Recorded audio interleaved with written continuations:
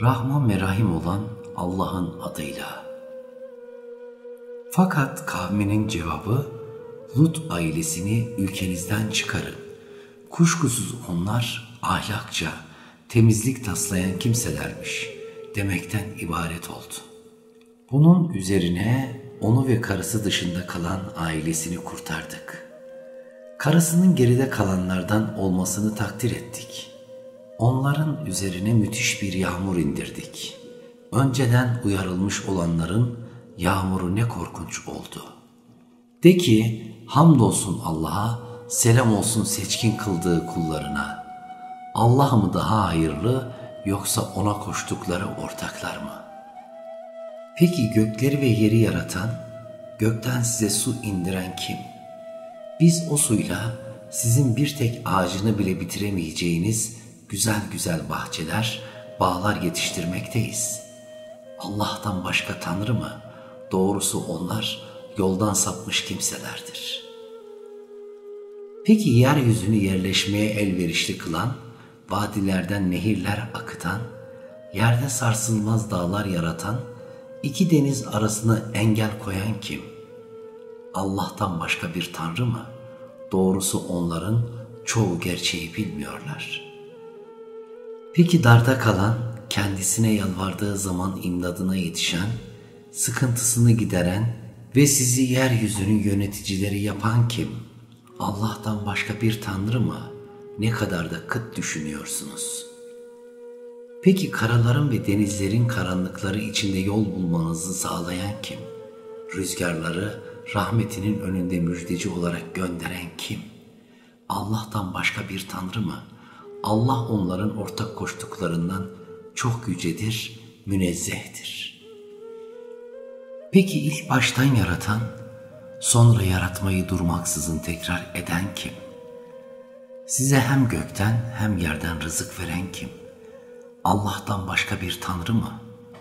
De ki, eğer doğru söylüyorsanız kesin delilinizi getirin bakalım. De ki, Allah'tan başka, göklerde olsun, yerde olsun hiç kimse gaybı bilemez.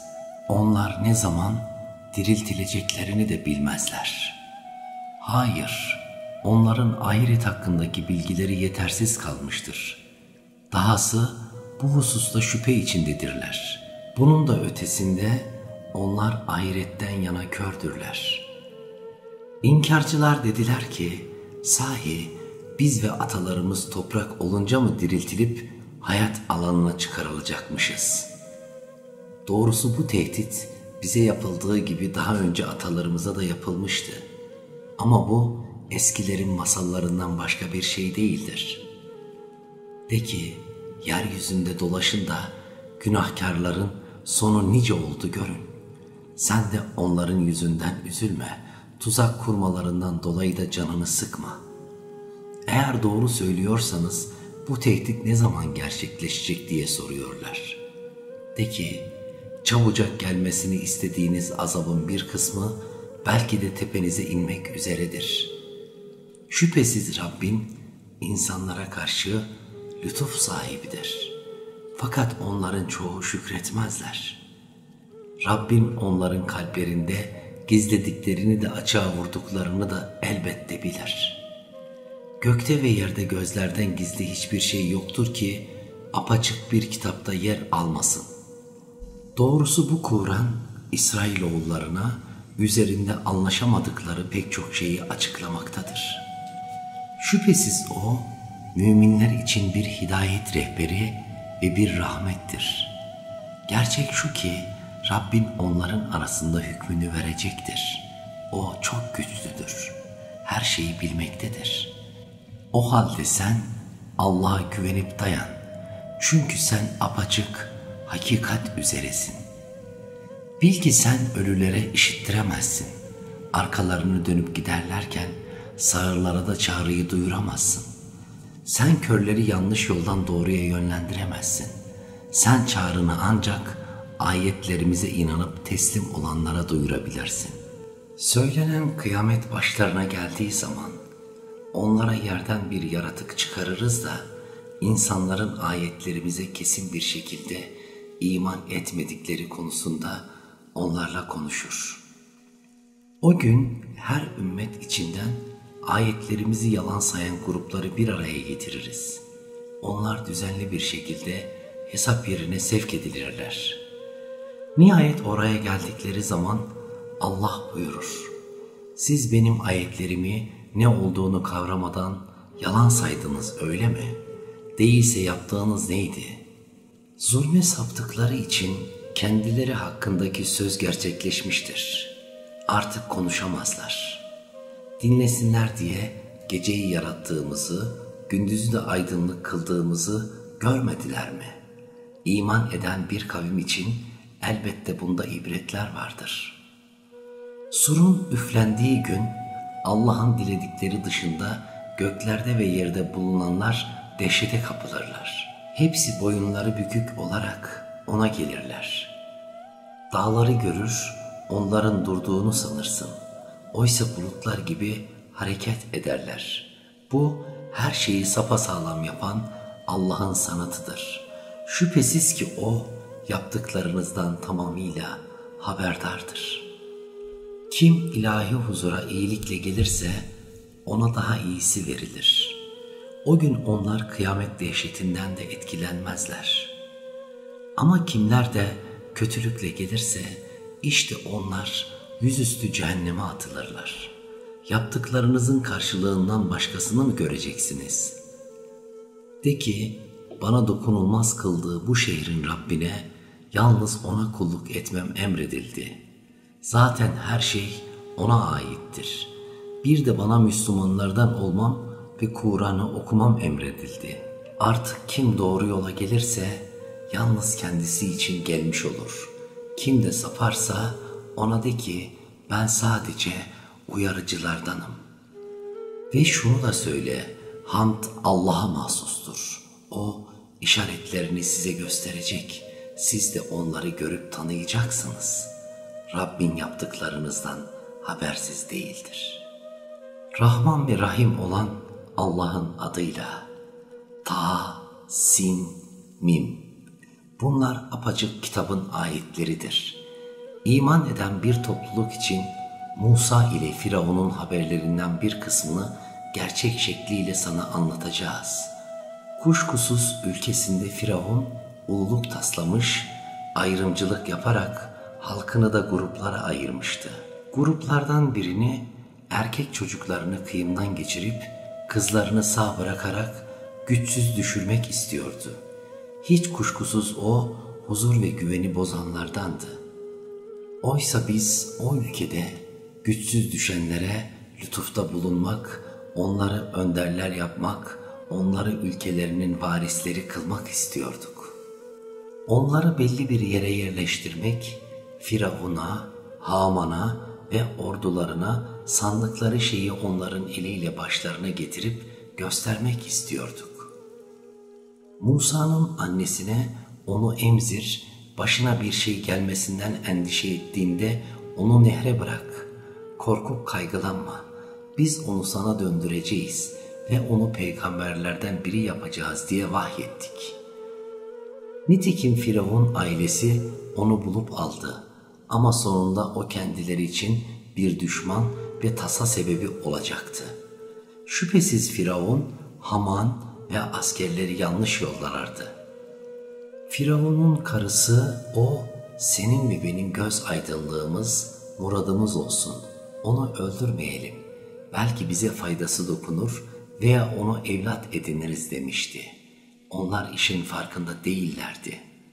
Musa'nın annesinin yüreği ise yalnızca çocuğuyla meşguldü. Eğer inanıp güvenen biri olması için onun kalbini pekiştirmemiş olsaydık neredeyse işi meydana çıkaracaktı. Musa'nın ablasına onu izle dedi. O da ötekiler farkına varmadan uzaktan kardeşini gözetledi. Biz önceden onun başka süt anneleri kabul etmesini engellemiştik. Bunun üzerine ablası, sizin adınıza onun bakımını üstlenecek, üzerine titreyecek bir aile bulayım mı dedi. Böylelikle biz annesinin gönlü rahatlasın, gam çekmesin, ve Allah'ın vaadinin gerçek olduğunu bilsin diye onu annesine geri verdik. Fakat oradakilerin çoğu bunu bilmiyorlardı. Musa yetişip olgunlaşınca ona hikmet ve ilim verdik. İşte güzel davrananları biz böyle ödüllendiririz. Musa ahalisinin fark edemeyeceği bir vakitte şehre girdi. Orada biri kendi halkından, diğeri düşmanı olan taraftan iki adamın birbiriyle kavga ettiğini gördü. Kendi halkından olan kişi düşman taraftan olana karşı ondan yardım istedi. Bunun üzerine Musa ötekine bir yumruk vurup ölümüne sebep oldu. Sonra şöyle dedi: "Bu şeytanın işidir. O gerçekten ayartıcı ve apaçık bir düşman. Rabbim, doğrusu kendime zulmettim. Beni bağışla." Allah da onu bağışladı. Çünkü o gerçekten çok bağışlayıcı ve çok esirgeyicidir. Musa, Rabbim bana lütfettiğin nimetler hakkı için suçlulara asla arka çıkmayacağım dedi. Şehirde korku içinde etrafı gözetleyerek sabahladı. Bir de ne görsün? Dün kendisinden yardım isteyen adam bağırarak ondan yine yardım istiyor. Musa ona, "Açıkçası sen düpedüz serserinin birisin" dedi. Musa ikisinin de düşmanı olan adamı yakalamak isteyince adam şöyle dedi: "Ey Musa, dün birini öldürdüğün gibi şimdi de beni mi öldürmek istiyorsun? Demek ki sen insanların arasını düzelten değil de bu ülkede zorba biri olmak istiyorsun" dedi. Şehrin öbür ucundan bir adam koşarak geldi ve dedi ki: "Ey Musa, ileri gelenler seni öldürmek için hakkında görüşme yapıyorlar. Derhal çıkıp git. İnan ki ben senin iyiliğini isteyenlerdenim." Musa korku içinde etrafı gözetleyerek oradan ayrıldı. "Rabbim, beni zalimler topluluğundan kurtar" dedi. Musa Medyen'e doğru yöneldiğinde, "Umarım Rabbim bana doğru yolu buldurur" dedi. Medyen suyuna vardığında orada hayvanlarını sulayan bir grup insanla karşılaştı. Onların biraz ötesinde de hayvanlarını suya gelmesini engelleyen iki kadın gördü. Onlara "Meseleniz nedir?" diye sordu. Çobanlar sulayıp çekilmeden "Biz hayvanlarımızı sulayamayız, babamız da çok yaşlı" dediler. Bunun üzerine Musa onların hayvanlarını sulayıverdi. Sonra gölgeye çekilip "Ey Rabbim, bana lütfedeceğin her türlü hayra muhtacım" diye niyazda bulundu. Bu esnada kızlardan biri utangaç bir eda ile yürüyerek yanına geldi. "Bizim yerimize hayvanlarımızı sulamanın karşılığını ödemek üzere babam seni çağırıyor" dedi. Musa babalarının yanına gelip de ona başından geçenleri anlatınca "Korkma, zalimler güruhundan kurtuldun" dedi. O iki kızdan biri "Babacığım, onu ücretle tut. Çünkü ücretle istihdam edeceğin en iyi kimse güçlü ve güvenilir olandır" dedi. "Baba, bana 8 yıl çalışmana karşılık şu iki kızımdan birini seninle evlendirmek istiyorum. Eğer 10 yıla tamamlarsan bu da senin bileceğin bir şey. Seni zorlamak istemem. İnşallah benim iyi kimselerden olduğumu göreceksin" dedi. Musa, "Bu seninle benim aramdadır. Bu iki süreden hangisini doldurursam doldurayım, bana haksızlık yok. Söylediklerimize Allah şahittir" diye cevap verdi. Musa bu süreyi doldurup ailesiyle birlikte yolda giderken Tur tarafında bir ateş gördü. Ailesine "Siz bekleyin, ben bir ateş gördüm. Belki oradan size bir haber yahut ısınmanız için bir parça ateş getiririm" dedi. Oraya gelince o mübarek yerdeki vadinin sağ tarafından, oradaki ağaç yönünden kendisine şöyle seslenildi: "Ey Musa, muhakkak ki ben alemlerin Rabbi olan Allah'ım. Asanı yere bırak." Musa asayı yılan gibi kıvrılır görünce dönüp arkasına bakmadan kaçtı. "Ey Musa, beri gel, korkma, Çünkü sen güvendesin. Şimdi elini koynuna sok. Bir hastalık yüzünden olmaksızın bembeyaz çıkacaktır. Korkudan açılıp savrulan kollarını normal konuma getir. Sakin ol.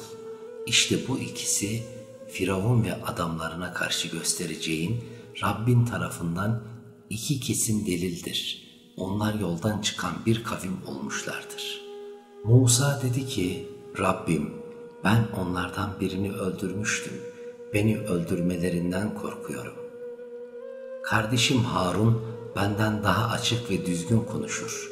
Onu da beni onaylayan bir yardımcı olarak yanımda gönder. Zira beni yalancılıkla itham etmelerinden endişe ediyorum. Allah buyurdu, seni kardeşinle destekleyeceğiz ve size öyle bir güç vereceğiz ki bu sayede size erişemeyecekler. Mucizelerimizle siz ve size tabi olanlar üstün geleceksiniz. Musa onlara apaçık mucizelerimizle gelince, bu olsa olsa düzmece bir sihirdir. Geçmişte atalarımız zamanında böyle bir şeyin olduğunu da duymadık dediler. Musa dedi ki, kendi katından kimin hidayet getirdiğini ve bu ülkede sonunda kimin kalacağını en iyi bilen Rabbimdir. Muhakkak ki zalimler kurtulamaz. Firavun, ey seçkinler, sizin için benden başka tanrı tanımıyorum. Ey Haman, haydi benim için tuğla fırınını yak, bana bir kule yap, belki oradan Musa'nın tanrısını görürüm. Ama kesinlikle onun bir yalancı olduğunu düşünüyorum dedi. Firavun ve askerleri bize döndürülmeyeceklerini sanarak yeryüzünde haksız yere büyüklük tasladılar. Biz de onu ve askerlerini alıp denizin içinde bıraktık. Bak işte zalimlerin sonu nice oldu. Böylece onları halkı ateşe çağıran öncüler yapmış olduk. Kıyamet gününde onlar yardım göremeyeceklerdir. Bu dünyada onların peşine laneti taktık. Kıyamet gününde de bunlar kınanmış kimselerden olacaklar. Muhakkak ki biz önceki birçok nesilleri yok ettikten sonra düşünüp ders çıkarsınlar diye Musa'ya insanlar için apaçık deliller, hidayet rehberi ve rahmet olarak o kitabı verdik. Musa'ya emrimizi vahyettiğimiz sırada sen, ey Muhammed, vadinin batı tarafında bulunmuyordun ve olayın tanıklarından da değildin. Bilakis aranızda biz nice nesiller meydana getirdik ve onların ömrü nice yıllar sürdü. Sen ayetlerimizi kendilerinden okuyarak öğrenmek üzere Medyen halkı arasında oturmuş da değilsin. Aksine bu bilgileri sana gönderen biziz. Evet, Musa'ya seslendiğimiz zaman sen Tur'un yanında değildin. Fakat senden önce kendilerine uyarıcı gelmemiş olan bir kavmi uyarman için Rabbinden bir rahmet olarak sana da vahiy gönderdik. Umulur ki düşünüp öğüt alırlar. Önceden yaptıkları yüzünden başlarına bir musibet geldiğinde Rabbimiz keşke bize bir peygamber gönderseydin de ayetlerine uyup da müminlerden olsaydık diyecek olmasalardı peygamber göndermezdik. Fakat onlara tarafımızdan o gerçek Kur'an gelince ona da Musa'ya verilenin benzeri verilmeli değil miydi dediler. Peki daha önce Musa'ya verileni de inkar etmemişler miydi? Birbirini destekleyen iki sihir demişler ve eklemişlerdi. Doğrusu biz hiçbirine inanmıyoruz. De ki eğer doğru söylüyorsanız Allah katından bu ikisinden daha doğru yol gösteren bir kitap getirin de ben ona uyayım. Eğer sana cevap vermezlerse bil ki onlar sırf kendi bencil arzularına uymaktadırlar. Allah'tan bir yol gösterme olmaksızın sırf kendi bencil arzularına uyandan daha sapkını kim olabilir?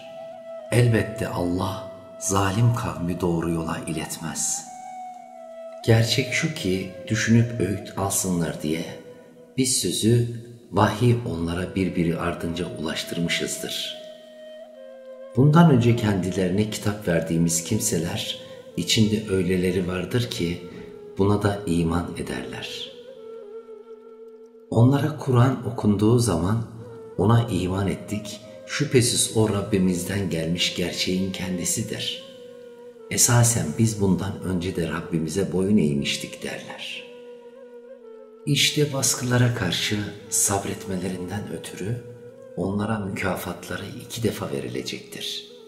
Onlar kötülüğü iyilikle savarlar, kendilerine verdiğimiz rızıktan da Allah rızası için harcarlar. Onlar boş söz işittikleri zaman ondan yüz çevirirler ve bizim yaptıklarımız bize, sizin yaptıklarınız da size, esen kalın, bizim cahillerle işimiz yok derler. Kuşkusuz sen istediğini hidayete erdiremezsin.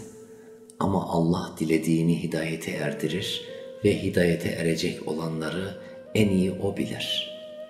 Seninle beraber doğru yolu izlersek yurdumuzdan sökülüp atılırız diyorlar. Peki biz onları dokunulmaz, güvenli, katımızdan bir rızık olarak her şeyin ürünlerinin içinde toplandığı bir yere yerleştirmedik mi? Fakat çoğu bunun şuurunda değildir. Oysa biz bolluk içinde azmış nice şehir halkını helak etmişizdir. İşte yerleri kendilerinden sonra oraların pek azında oturulabildi. Hepsi bize kalmıştır. Merkezinde halka ayetlerimizi okuyan bir peygamber göndermedikçe Rabbim memleketleri helak etmez. Biz ülkeleri ancak halkı zulümde ısrar edince helak ederiz. Size verilen şeyler dünya hayatı için faydalı nesneler ve güzelliklerden ibarettir. Allah katında olanlar ise daha hayırlı ve daha kalıcıdır. Aklınızı kullanmaz mısınız? Buna göre kendisine güzel bir şey vaat ettiğimiz ve vaat edildiği şeye kavuşacak olan kimse, dünya hayatının geçici menfaat ve zevkini yaşattığımız, sonra kıyamet gününde yargılanmak üzere huzura çıkarılanlardan biri gibi olur mu? O gün Allah onları huzuruna çağırarak, benim ortaklarım olduğunu iddia ettiğiniz tanrılar şimdi nerede diye sorar. Kendileriyle ilgili azap hükmü kesinleşmiş olanlar, Rabbimiz şunlar azdırdığımız kimselerdir. Kendimiz azdığımız gibi onları da azdırdık. Sorumluluklarını yüklenmiyor, onları senin hükmüne bırakıyoruz. Onlar zaten bize tapmıyorlardı derler. Allah'a koştuğunuz ortaklarınızı çağırın denir. Çağırırlar ama o sahte tanrılar onlara cevap vermezler ve azabı görürler. Keşke vaktiyle doğru yola girmiş olsalardı. O gün Allah onlara hitap ederek, peygamberlere ne cevap verdiniz diye sorar. İşte o gün kurtarıcı cevapların bütün kapıları yüzlerine kapanmıştır. Birbirlerine de soramazlar. Tövbe edip iman eden ve iyi işler yapan kimseye gelince, işte onun kurtuluşa erenler arasında olması umulabilir. Rabbin dilediğini yaratır ve tercih eder. Onun seçme ve yaratmasında onların tercih hakkı yoktur. Allah onların ortak koştuklarından münezzehtir ve şanı yücedir. Rabbin onların kalplerinde gizlediklerini de açığa vurduklarını da bilir. İşte O Allah'tır. Ondan başka Tanrı yoktur. Önünde de sonunda da hamd O'na mahsustur. Hüküm de O'nundur. Sadece O'na döndürüleceksiniz. De ki, hiç düşündünüz mü? Allah geceyi kıyamet gününe kadar üzerinizde devamlı kılsa, Allah'tan başka size ışık getirecek bir Tanrı var mıdır? Hala söze kulak vermeyecek misiniz? De ki, ne dersiniz? Allah gündüzü üzerinizde kıyamet gününe kadar devamlı kılsa, Allah'tan başka size istirahat edeceğiniz geceyi getirebilecek bir Tanrı var mı? Hala gerçeği görmeyecek misiniz? Allah rahmetinden dolayı size geceyi ve gündüzü yarattı ki dinlenesiniz. Lütfundan rızkınızı arayasınız ve bütün bunlara şükredesiniz. O gün Allah onlara seslenerek benim ortaklarım olduğunu iddia ettiğiniz şeyler hani nerede diye soracaktır. Her ümmetten bir şahit çıkarıp kesin delilinizi getirin diyeceğiz. O zaman anlarlar ki hakikat Allah'a mahsustur ve uydura geldikleri şeyler, putlar kendilerini bırakıp gitmişlerdir. Karun Musa'nın kavmindendi. O gücüne dayanarak onlara haksızlık etmekteydi. Biz ona öyle hazineler vermiştik ki sadece anahtarlarını güçlü kuvvetli bir ekip bile zor taşırdı. Halkı ona şöyle demişti: sakın şımarma. Bil ki Allah şımarıkları sevmez. Allah'ın sana verdiğinden ahiret yurdunu kazanmaya bak ve dünyadan nasibini unutma. Allah sana ihsan ettiği gibi sen de insanlara ihsanda bulun. Yeryüzünde bozgunculuk çıkarmaya çalışma, şüphesiz Allah bozguncuları sevmez. Karun, bu serveti sahip olduğum bilgi sayesinde elde ettim diye karşılık verdi. Bilmiyor muydu ki Allah ondan önceki kuşaklardan, ondan daha güçlü ve daha çok servet biriktirmiş kimseleri helak etmişti. Ama suçluluğu kesinleşmiş olanlara artık günahları sorulmaz. Karun gösterişli bir şekilde kavminin karşısına çıkardı. Dünya hayatını arzulayanlar, keşke Karun'a verilenin bir benzeri bize de verilseydi, doğrusu o çok şanslı derlerdi. Kendilerine ilim verilmiş olanlar ise şöyle derlerdi: yazıklar olsun size, iman edip iyi işler yapanlar için Allah'ın mükafatı daha üstündür. Ona da ancak sabredenler kavuşabilir. Sonunda biz onu ve evini barkını yerin dibine geçirdik. Artık Allah'a karşı ona yardım edecek adamları olmadığı gibi kendi kendini kurtarabilecek durumda da değildi. Daha dün Karun'un yerinde olmayı isteyenler bu defa yazıklar olsun bize.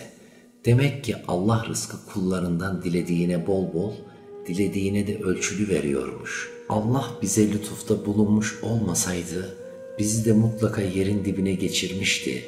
Vah ki vah! Demek inkarcılar iflah olmazmış der oldular. İşte ahiret yurdu, onu yeryüzünde haksız üstünlük kurmak ve bozgunculuk çıkarmak istemeyenler için hazırlamış bulunuyoruz. İyi son, Allah'a karşı gelmekten sakınanların olacaktır. Kim bir iyilikle gelirse ona bundan daha hayırlı karşılık vardır. Kim de bir kötülükle gelirse o kötülükleri işleyenler yalnızca yaptıklarının karşılığını görürler. Kur'an'ı sana indiren Allah elbette seni dönülecek yere tekrar gönderecektir. De ki, kimin doğru yolda yürüdüğünü, kimin de apaçık bir sapkınlık içinde olduğunu en iyi Rabbim bilir. Bu kitabın sana vahyolunacağını ummazdın ama o Rabbinden bir rahmet olarak geldi. Öyleyse asla inkarcılara destek verme. Allah'ın ayetleri sana indirildikten sonra artık onlar seni bunların gereğini yapmaktan alıkoymasınlar. İnsanları Rabbine çağır ve sakın müşriklerden olma. Allah ile birlikte başka bir tanrıya yalvarma. Ondan başka tanrı yoktur. Onun zatından başka her şey yok olacaktır. Hüküm yalnızca O'nundur ve siz ancak O'na döndürüleceksiniz. Rahman ve Rahim olan Allah'ın adıyla. Elif, Lam, Mim. İnsanlar denenip sınavdan geçirilmeden iman ettik demekle bırakılacaklarını mı sanıyorlar? Andolsun ki biz onlardan öncekileri de sınamıştık. Allah elbette doğru olanları ortaya çıkaracaktır. Keza O, yalancıları da mutlaka ortaya çıkaracaktır. Yoksa kötülük yapan o kişiler bizden kaçıp kurtulabileceklerini mi sandılar? Ne kadar yanlış düşünüyorlar.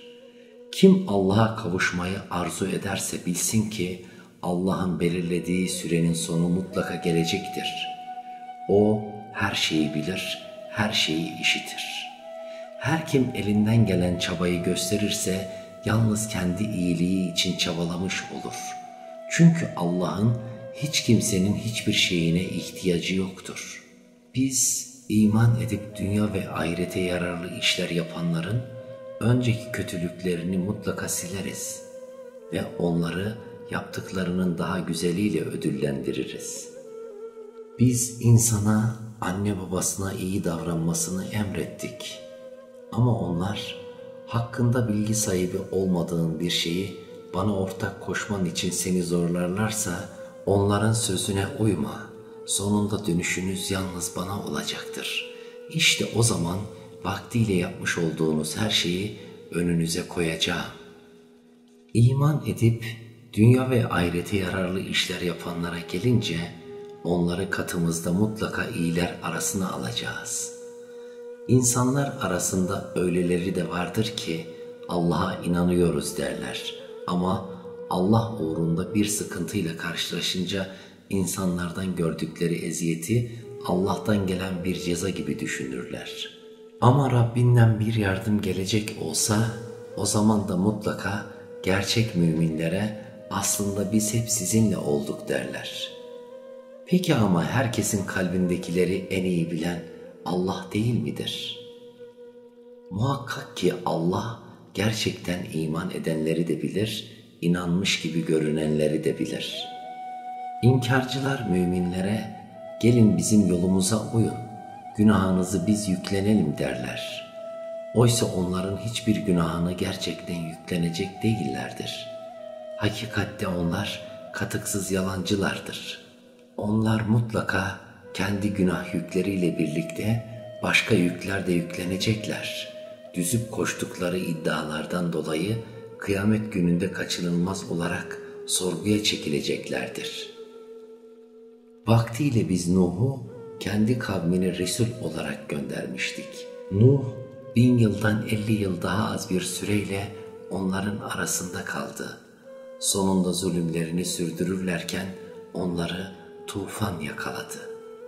Fakat biz Nuh'u ve gemidekileri kurtardık ve bunu bütün insanlık için bir ibret yaptık. İbrahim'i de Resul olarak gönderdik.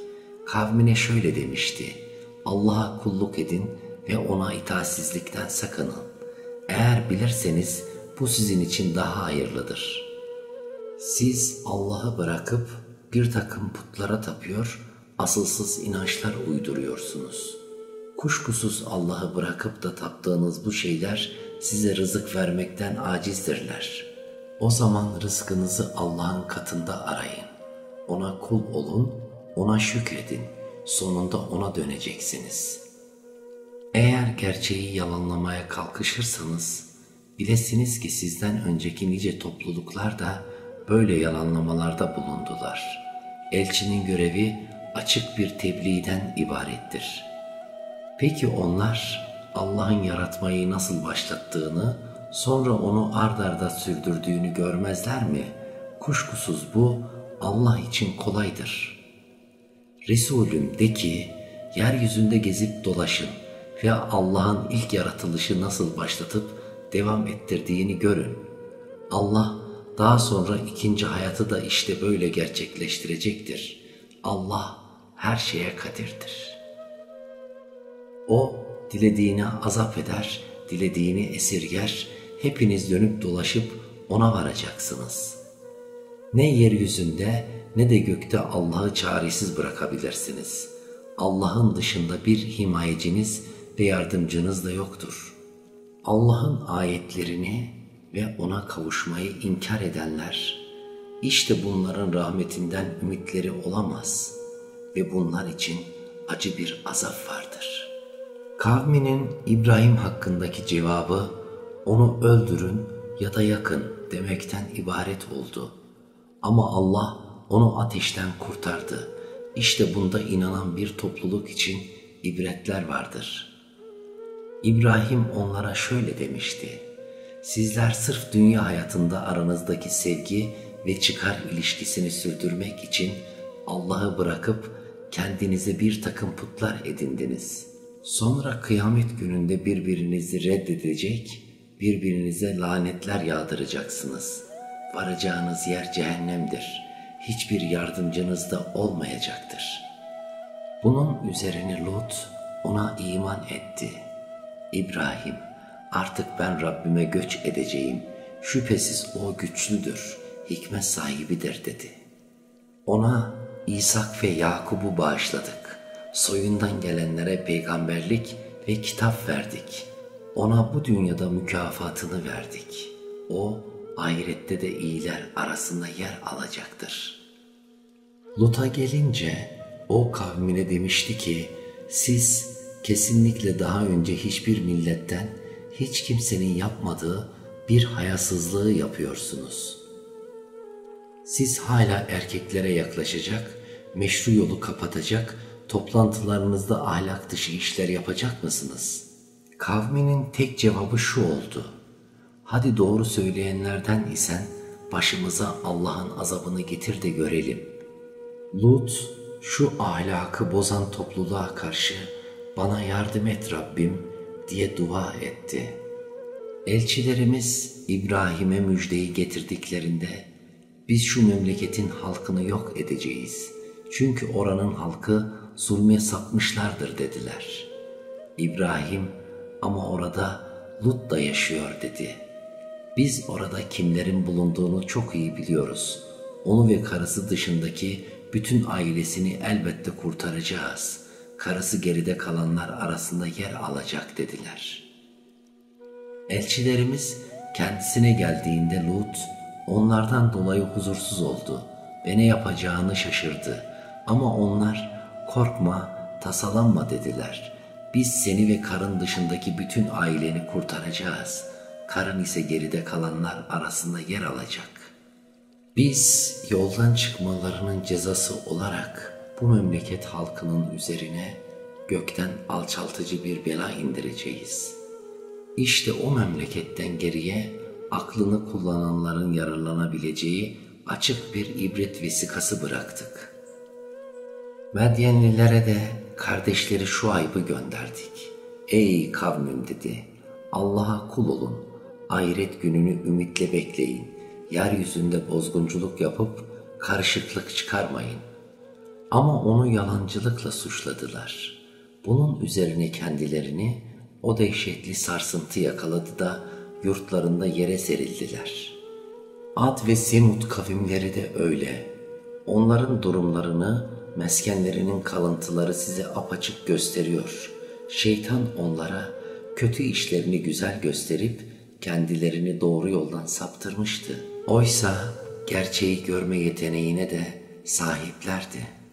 Karun, Firavun ve Haman'ın akıbeti de aynı oldu. Gerçekte Musa onlara açık seçik deliller getirmişti. Ama onlar yeryüzünde ululuk tasladılar. Oysa kaçıp kurtulmaya güçleri de yoktu. Her birini günahından dolayı cezalandırdık. Kiminin üzerine taşları savuran fırtınalar gönderdik, kimini o korkunç ses yakaladı, kimini yerin dibine gömdük, kimini sularda boğduk. Allah'ın muradı onlara kötülük etmek değildi. Fakat onlar kendi kendilerine kötülük ediyorlardı. Allah'tan başka varlıkların korumasına sığınanların durumu, örümceğin durumuna benzer. Örümcek ağını kendine bir yuva edinir. Ama yuvaların en çürüğü de örümceğin yuvasıdır. Keşke bilselerdi.